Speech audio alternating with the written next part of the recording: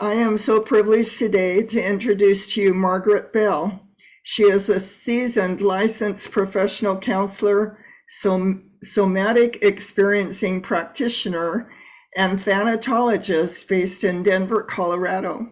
She's had over 2 decades of experience in trauma and grief counseling.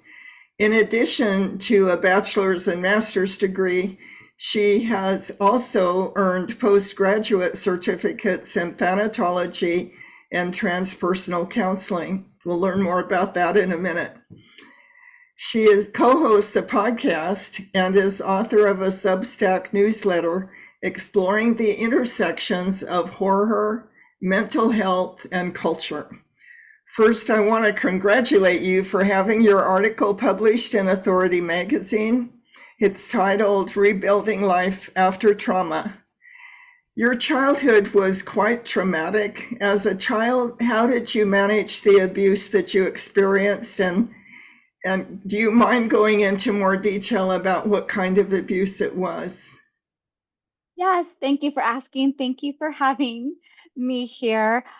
I often think as children, we don't always know that we're going through abuse because it's our experience until we get older and we get into relationship, or even we start to compare our childhood experiences, like we go to a friend's house. So my Right. dad was verbally and physically abusive. He had his own childhood abuse. And then my mom was emotionally neglectful. So she also had her own abuse history. So she often would disassociate when my dad was being physical or verbally abusive towards me. We all leave a legacy, don't we? And when our legacy is abuse or disassociation, as you mentioned, that's what we tend to pass on unless we're very intentional about healing. Mhm. How did that childhood inform or contribute to your struggles as an adult? That's a great question, too. So I believe my abuse, just from my own professional education. So I was diagnosed as hyperactive at the age of 7. I believe now that was actually ADHD related to childhood abuse. So the studies have now shown that some people with ADHD, it's actually due to childhood abuse. And the way I coped was very unhealthily in my adolescent years. So I developed an eating disorder, which lasted into my 20s. Okay. Okay. And when did you get on the bandwagon to look for healing for yourself? When I became a parent myself, I Okay. really feel like that was very profound to have a child and realize that I had some broken pieces that were unintentionally cutting and bruising her. So, how did I stop that? I think having a child is kind of a traumatic moment for everyone. Yeah, Yes. and it really makes us think through, what are we passing on? You seem to indicate in your article that even positive changes, such as having a child or going to graduate school, can be traumatic. In what ways? It's the change. We get so used to what we know. I was used to life as a single person, and then now I have a new person that I am solely responsible for, and that can be really scary going to graduate school because then that's pushing my growth edges. That's causing me to see the world in a different way. So, even what we consider positive changes carry with it some degree of trauma. For listeners like me who may be a bit fuzzy about definitions, what is a somatic experiencing practitioner?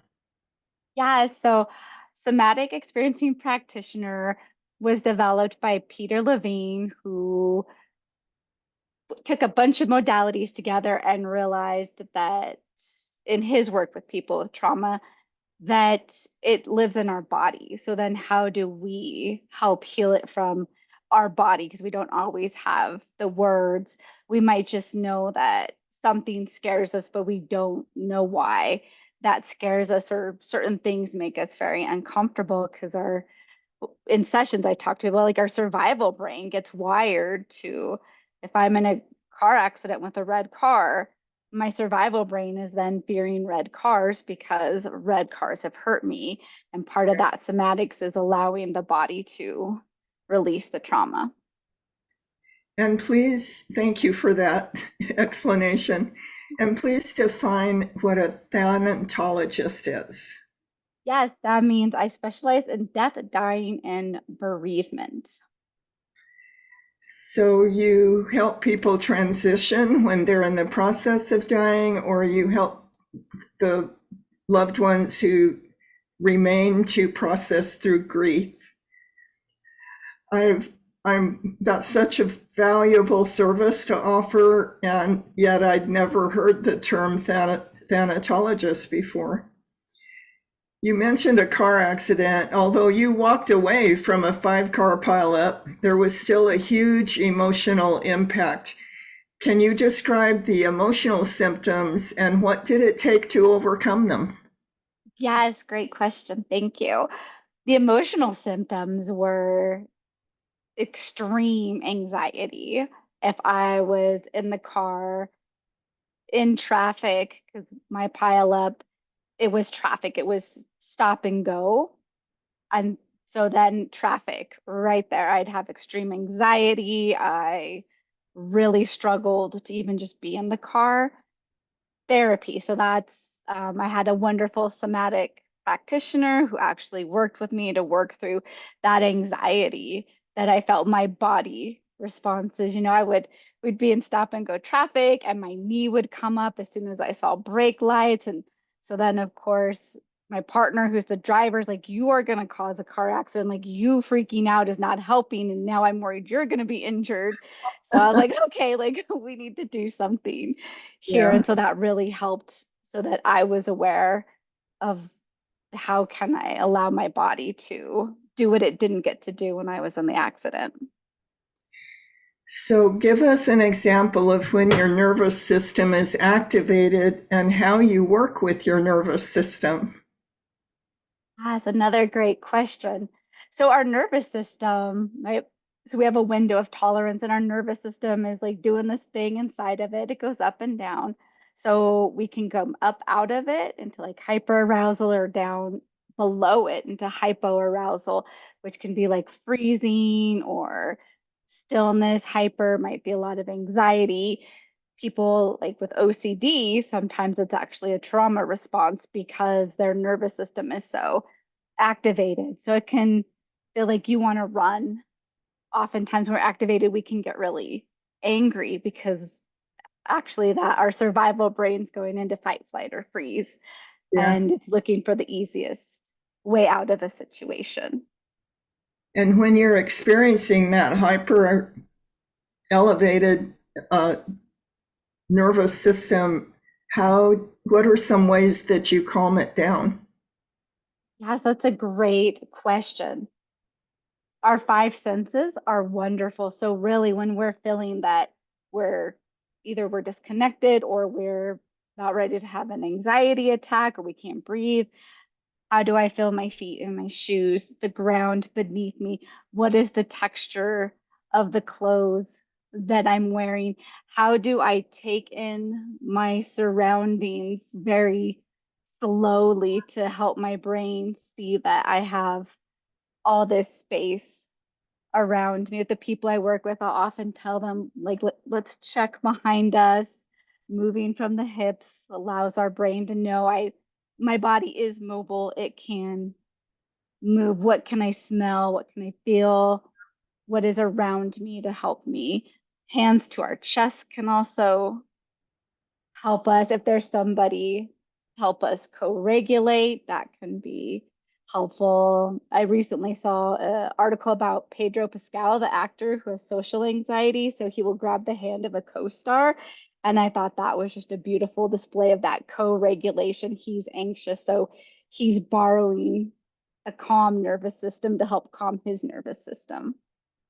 She's borrowing calmness from a friend. Yes. That's great. That's great. Yes. I was excited to hear you say that you've broken the legacy of abuse that was handed down to you from your parents. Because of the healing work you've done on yourself, you are not duplicating abusive behavior toward your daughter. I commend you for being so clear about that goal. When seeking healing for ourselves, we are also impacting future generations, as you are. Your daughter's growing up in a very different environment than you did. I commend you. Thank you. You compare healing to the growth of a tree. What do you mean? Well, trees, right? They have to be rooted. They also, once they're rooted, they get to grow up and they look at how they heal. Like if you, for a tree, you can see when it's had starvation, when it's had rough years. That's just part of the human experience. How do we grow our roots? How do we feel sturdy and stable where we are? And it takes time to grow a tree, doesn't it? Yes, it takes time to heal. It takes time to heal. We'd like it to be something we can just flip a switch and be okay, but it often is a much longer process than that, like growing a tree. Yes. I encourage our listeners to read your full article on Authority Magazine titled Strategies for Rebuilding Life After Trauma by Margaret Bell. What is your Instagram name? Yes, it's Forward Kind Heart. Forward Kind Heart. And how can the listeners hear your podcast? Yes, it's the Femme Fatalities, and that is really where the horror and grief and mental health come together. So we take horror movies and then we explore the themes of grief and mental health. Do you mind repeating that? It wasn't really clear. That's okay. At the Femme Fatalities. Sounds great. It's great title. Thank you so much for the healing and health you are bringing to this world and for the time that you agreed to spend with me today. I really appreciate it. Oh, thank you for having me. It was an honor. Oh, my privilege.